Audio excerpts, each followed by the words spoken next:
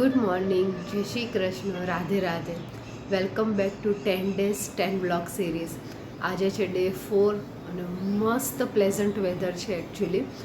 સવારના અત્યારે વાગ્યા છે 6 જ, પણ એટલું સરસ વેધર છે ને મને લાગે છે રાત્રે ડેફિનેટલી એક ઝાપટું વરસાદ તો આવ્યો જ છે, કેમ કે જે માટીની સુગંધ આવે છે ને એના ઉપરથી. અને કાલે રાત્રે આગાહી હતી પણ ખરી, રસ્તાને બધું એકદમ જ કોરું છે, પણ એક સ્લાઇટ વરસાદ આવ્યો હોય ને એવું લાગે છે.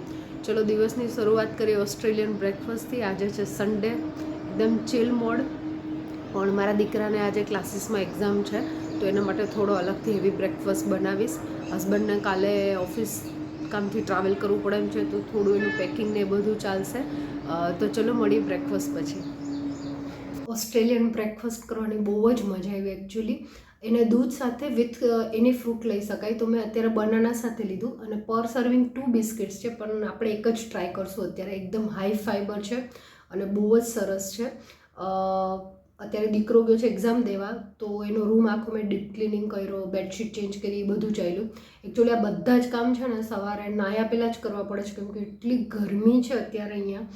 અને હવે લંચની પ્રિપેરેશનમાં તમને કહું ને તો કાલે જે મઠ આપણે પલાળ્યા હતા એના સ્પ્રાઉટ થઈ ગયા છે, એટલે એનું સલાડ બનાવીશ. કેબેજ આલુની એક નોર્મલ સબ્જી બનાવીશ અને દીકરા માટે પનીર બટર મસાલા બનાવીશ. કેમ કે એકચ્યુઅલી કેવું થાય, એક્ઝામ 3 કલાકની દઈને આવે ને પછી એકદમ સરસ કાંઈ હોય ને તો એ ખુશ થઈ જાય. તો લાઈક નોર્મલ તો એ જમી જ લે છે બધું અમારું જે ડેઈલી બનતું હોય છે લંચ. પણ એક્ઝામ પછી કેમ કે સવારથી અર્લી મોર્નિંગ એ ઉઠી ગયો છે, થાકી ગયો એકચ્યુઅલી. અને આજે એને સાંજે બર્થડે પાર્ટીમાં જવાનું છે, તો બપોર પછીથી એનામાં જ ફ્રેન્ડ્સ આવવાના છે ઘરે, તો એનામાં જ બિઝી હશે. તો મને લાગ્યું પરાઠા અને પનીરની સબ્જી એની માટે અલગથી બનાવું. તો ચલો મળીએ પાછા કિચનમાં ફ્રેશન અપ થઈને. ચલો ફ્રેશન અપ થઈને પાછા back to our favourite spot કિચનમાં આવી ગયા છે. એકચ્યુઅલી છે ને હું કોઈ પણ કથા વાચક હોય ને એના શોર્ટ્સ વિડીયો બહુ જોવા, મને કથા સાંભળી ઓછી ગમે.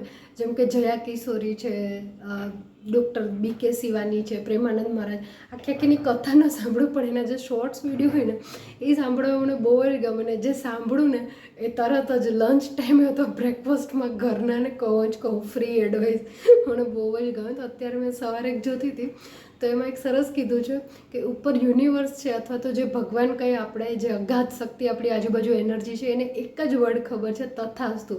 તો કોઈ પણ સિચ્યુએશનમાં આપણે જ્યારે કંઈ પણ બોલીએ ને, આપણા ગુજરાતીમાં કહેવત છે કે આપણી જીભ ઉપર સરસ્વતી છે, તો ક્યારેય પણ છે ને નેગેટિવ સેન્ટેન્સ બને ને ત્યાં સુધી ડે ટુ ડે લાઈફમાં ઓછા યુઝ કરવાના. જેમ કે હું અગર કોઈને એમ કહું ફોર એક્ઝામ્પલ કે હું તો એટલી બિઝી રહું છું ને કે મને ટાઈમ જ નથી મળતો, તો ઉપરથી ખાલી એક જ આવશે તથાસ્તુ, તો ઓબ્વિયસલી મને ટાઈમ નહીં મળે, હું હજી વધારે જ બિઝી થતી જઈશ. તો આપણા સેન્ટેન્સને થોડું ચેન્જ કરવાનું. એટલે આવું બધું મને સાંભળવું ગમે ને પછી કહેવાનું પણ ગમે. ઘરના બધું સાંભળે અને પછી મારી મસ્તી પણ કરતા હોય. મારા હસબન્ડ ઓલવેઝ મમ્મીને એમ કે આજે કોઈ નવાને પકડું લાગે જાણે યુટ્યુબમાં. ચલો આ બધું તો ચાલતું રહેશે. મારી વાત એડવાઇસ ક્યારેય પૂરી નહીં થાય, આની માટે વ્લોગ પણ નાનો પડશે. બેક ટુ અવર આપણું લંચ પ્રેપ. તો એમાં બતાડું ને તો સૌથી પહેલાં છે ને અહીંયા અમારે એક વડોદરામાં ફ્રૂટ સેલર નથી, એક ભાઈ છે જે ડાયરેક્ટ રત્નાગીરી કે ક્યાંયથી પણ છે ને સારામાં સારું ફ્રૂટ મંગાવે, પોતે એક જ ફ્રૂટ કોઈ પણ, અને પછી એ હું છે ને પોર્ટર કરી લઉં ઘર માટે. તો હમણાં એણે મને છે ને દેવગઢની અલ્ફેન્ઝો કેરી મંગાવી, પહોંચાડી છે અહીંયા. તો એટલી સરસ છે ને એ બતાડું તમને. આ દેવગઢની અલ્ફેન્ઝો મેંગો છે એકચ્યુઅલી. આજે રત્નાગીરીની પણ એને મને ફોટો મોકલો છે, તો એ પણ મેં પોર્ટર કરી લીધી છે, હજી આવી નથી.